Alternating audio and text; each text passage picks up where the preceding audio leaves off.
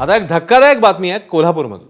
राजर्षी शाहू महाराजांनी ऐतिहासिक खासबाग मैदानासाठी त्या काळी थेट इंग्लंडहून मागवलेले लोखंडी गर्डर्स चक्क भंगारात विकल्याचा प्रकार उघड झालाय।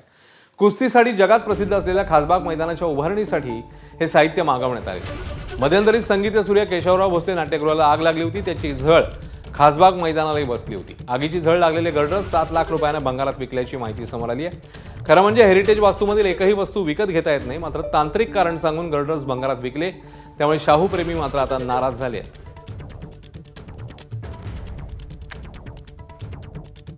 म्हणजे हेरिटेज वस्तू ही स्क्रॅपमध्ये घालायची नसती त्या कमिटीच्या परवानगीशिवाय।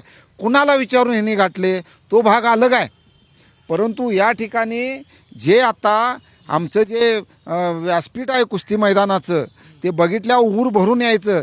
त्या ठिकाणी साधे उद्यमनगरातले अँगल आणि चॅनल आणून या ठिकाणी त्याला लेवल नाही, काय नाही, त्याचा मनोरासुद्धा इथं उभारलं तर दिसत नाही। या ठिकाणी उभारला तर मागचा पॅलेस थिएटर सिम्बॉल जो मनोरा आहे तो दिसत होता, तो दिसत नाही। त्याचा आता खरं म्हणजे प्लिंथ लेवल जो जोता आपण म्हणतो ते हलवायची आवश्यकता नसताना ते सुद्धा पाडून टाकलेलं आहे।